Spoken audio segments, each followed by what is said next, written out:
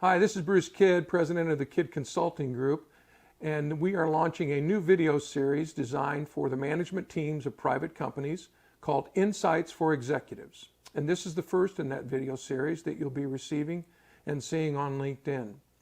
I'm delighted to have a special guest today to kick off our series, and it seemed particularly appropriate to have a people topic to address in our first of several videos this year. Because people issues are a big issue for all companies in today's world post-pandemic. So I would like to introduce you to our first guest speaker in the video series, and her name is Peggy Hogan. She's a Vice President of Talent Services at Purple Inc. here in Carmel, a strategic HR advisory firm for companies and organizations of all kinds. Peggy, welcome. Well, thank you, Bruce. It's fun to be here. Nice to have you here. You know, and I know you've had this experience. I've had a lot of experience working with private companies, and people issues are always a big issue because that human capital asset is a very leverageable asset for them in competing in the market, having the right people doing the right things. 100% comes up every time in terms of a pain point. But 2 years ago, you know, the world got kind of turned on its ear for all of us, including how businesses run, including how people are employed, what they want to do in their job, where they want to do it from, and the things they're looking for in a job have changed in the last 2 years. Definitely. So help us understand what some of the key challenges are for companies looking to recruit and hire employees today. Yeah, well, you touched on a couple of them for sure. Definitely that the work world has changed a lot. One of the things that we're seeing is just too few qualified candidates out there. And people are looking for more in an employer too. Yeah. So they're asking for a lot more from that experience. It's in a new world in terms of how we communicate with candidates. And we're texting them now, whereas we used to come in for in-person interviews all the time. Yeah. So we're seeing a lot of no-shows on interviews, a lot of ghosting. Even after they've been hired sometimes, they're not showing up. And that's frustrating because we're putting a lot of resources into trying to hire these people. So there is a lack of workforce out there, but we're also just not doing a very good job necessarily trying to attract these workers to our places of employment. Okay. So strategies really have to be different in today's world. They definitely do. We used to kind of say, you know, hey, if they don't want the job, tough, right? We don't want them working here. Well, we can't say that anymore. We can't afford that. And literally the pool of talent is less today than it has been in the past. The talent that people can hire is there a smaller pool? It really depends on the industry. Okay. So there's certain industries that definitely have a smaller pool of talent. We're not making those jobs attractive even. Yeah. We've really shamed a lot of kids and families into thinking that they absolutely have to have a bachelor's degree. Yeah. The skilled trades are really struggling right now to attract talent. And we're not doing a good job getting people to see that these are great careers with career paths and great income that can be earned and can fit into their personal life. Yeah. So skilled trades are really struggling right now. We're not creating really a workforce and a pipeline for those companies. Yeah. And then hospitality, everybody knows it's been in the news, right? All the resorts this summer have, 5 employees when they used to have 20 employees. Yeah. People, that workforce, that hourly worker, that is a smaller workforce. So right now we are in kind of a gig economy where a lot of employees really want to just work little projects here and there. It might be remote work that they can do, maybe it's projects all over the country, or it might be Uber where they can, I need money today, I'll go work today. So they don't necessarily want to report into an employer, have to show up. Take hospitality, for example. Yeah. Show up and work with a public that's angry and not happy. They just don't want to do it anymore. Interesting. So we know that the pool is less than it used to be, and what they want for a segment of that pool is different going forward. So I'm running a private company, manufacturing, distribution, services, doesn't matter, and I need some more talent. What kind of strategies should these employers be looking to integrate as far as recruitment and hiring more talent? Yeah, you have to really look at your employer brand, first of all, and a lot of companies aren't really paying attention to this. But who are you? What is your employer value proposition or employee value proposition? What are you offering them if they come to work for you? Yeah. What kind of a culture do you have? Is that on your website? If they come and apply for a job, are they filling out an old application that asks them for 45 minutes of work? They've got to look at the whole process of hiring, from the impression that they're creating, the benefits that they're offering, all the way through that first day of hire and even the first year. Yeah. What kind of training are we giving these? What kind of development are we offering these employees? Yeah. So I have a couple of friends who run companies here in town that are actually looking to hire some more senior level, like management team level, to support them. Is that a different strategy, this more senior executive level recruitment? Not really. Regardless of the employee, you have to tie meaning to their work. So if I'm the custodian or I'm the marketing director, do I really see how my work matters to this organization and maybe to our customers? So that's an important thing too, is we have to look at the job and how meaningful is it. Okay. And we've got to define that role clearly too, so that we're hiring the right person for that job. Yeah. Because otherwise, they might quit quickly, and we don't want that high turnover. That turnover costs about 16 to 20% of the estimated kind of the base salary for an employee. Yeah. I mean, it's always mattered. Do you think culture matters to the employee? I'll give you an example. A friend of mine who is the CEO of a small company hired a new vice president of finance. It was not a good fit from the very first day. He seemed qualified on paper, but it wasn't a very good fit culturally. Sure. Do you see that happening more and more? Is that a bigger issue for the employees that are looking for jobs, that culture fit? Sure. It's a huge, huge issue. So you can do some things around that, like having that role defined really well is going to be helpful. Having an interview process that really showcases the company and who you are, and takes that time to really give a good understanding of what they have to offer you. Okay. And to learn about what your needs are and what you're looking for. You can do pre-employment assessments that can kind of assess if it's the right personality for the job. Yeah. But a lot of it's about communication. Yeah. And some of that, you asked earlier about strategies.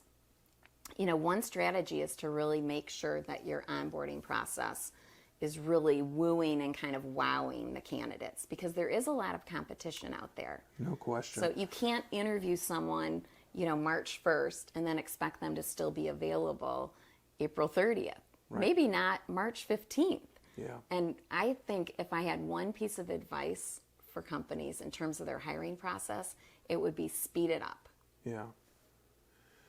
I don't know if this is the right example or not, but in the residential housing market, a lot of people are having to buy up, overbid on the home. Are you seeing some of that as far as companies having to overbid for the employees they want, pay more? Yes, we definitely are seeing a lot of that. So, but money is important, but it's not the most important thing. But if you're going to ask me to work in a traditional role, go into the office, have a 45-minute commute, pay for parking, be there 8 to 5, I'm going to want more money for that. Yeah. So what are some actions that companies can take to improve the hiring process and their chances of being successful, in hiring? Well, I think you have to think about the candidate's experience. So what are they seeing? I said earlier, what's the website look like? Yeah. All the way through that application process, the interview process, how does that whole experience feel? And sometimes you have to go in and almost try it yourself and see what was frustrating to you in that process. Yeah. What are the timelines? Keep that communication going. If you can't, if you haven't heard from the hiring manager in a week or so, that's too long, really. Yeah. They need to know that they will be in for a second interview and when that is. So give them sort of an overview of the process and keep wooing them the whole way. Yeah. It's interesting. Personal experience. My wife has been a pharmacist for 42 years, and she just changed jobs. And the company that she joined, she's never worked remote in her life. The company she joined is based in another state. She's working from home for the first time in her life. And they did a very, very good job of explaining how this new role working at home is going to work for her.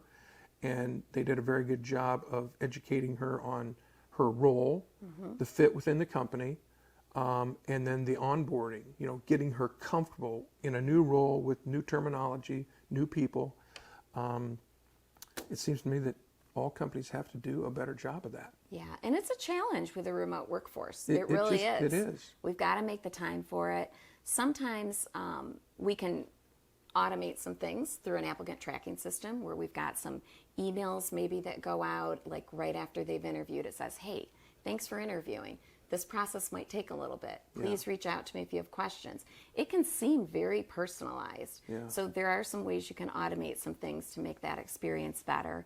Okay. And then you can throw money at it, of course. You could send them a fruit bouquet after they accept the position and say, we're excited to have you. If you don't have money in your budget for that, nothing better than a note from the manager saying, can't wait to have you on board, or maybe a colleague. It is a simple thing, but I think handwritten personal notes in all aspects of business are a huge advantage. You get noticed because nobody needs another email.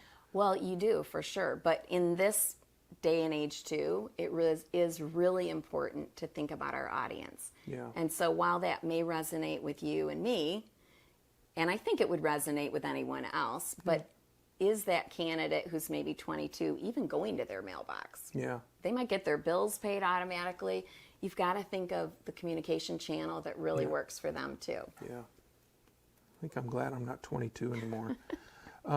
Okay, so I know companies that do all the recruitment internally, HR director and management team try and find candidates on their own. And then I know a lot of companies that hire outside firms that have the skills and the expertise and the talent pool.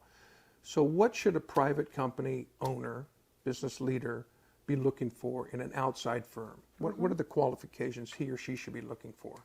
Yeah, that's a great question. I think it depends on what the search is, but you do want to look for someone who's experienced in the type of recruiting that you need. Is it an hourly workforce? Is it executive level? So you want someone with experience. If the industry is, you may want someone with specific industry experience even. Yeah. So if you're in, marketing, is the company you're working with knowledgeable about marketing? Yeah. So look at the credentials. I think ideally, you also want to look at what kind of service they offer. Are they doing just a contingency hire where maybe it's, 20, 25, 30%?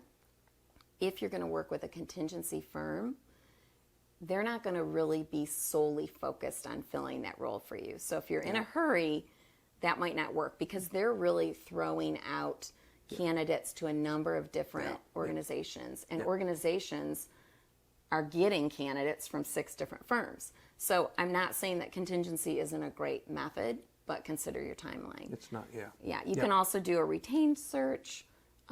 That works out well too. So there's different models to look at. Just make sure that you're comfortable with the budget. So this is not meant to be any kind of sales pitch to our audience, but the thing I like about your approach is that, for a lot of companies, that cost of recruitment is a pretty big fee if based on, first year salary. Right. You guys have a really interesting approach to that lessens their risk financially. Could you tell us a little bit about that? So we bill more like a public accounting firm where it's an hourly rate. So you are paying for the work that is done.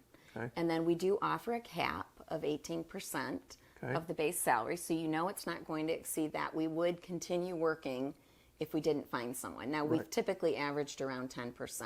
Okay. But lower wage jobs, it's probably not going to be because it does just take so much work to get a job done. Yeah. But what we try to do is be flexible. So let's say it's a company that's growing, budget's tight. maybe we're doing more sourcing for them, and maybe they would like to take more of the interviewing on themselves. Okay. So we can kind of cut out some parts to customize it. Yeah, it's sort of cafeteria style. They can spend as much as they can afford to spend, but they also know there's a cap Right. for their investment, which I think that's really unique and interesting. Yeah, it works out really well. To sort of end this segment, any other last thought for the executives that are seeing this about being successful at recruiting in today's turbulent world? Yeah, well, I think you have to differentiate yourself with a really great culture that's going to appeal to your workforce too. Yep. Can't say enough about a positive culture and enough about people really feeling like they belong there and can see how their work matters. Yeah. So that's huge. And you do have to think of things differently. We cannot do things the way we used to do them. Is it really important that someone comes into the office every day? Maybe it is. Well, maybe we can have a flexible start time. Maybe it's between 7 and 9 you can come in. That might work more with people's families. Yeah. And we used to not really bring our families to work, that idea, right, of our personal life.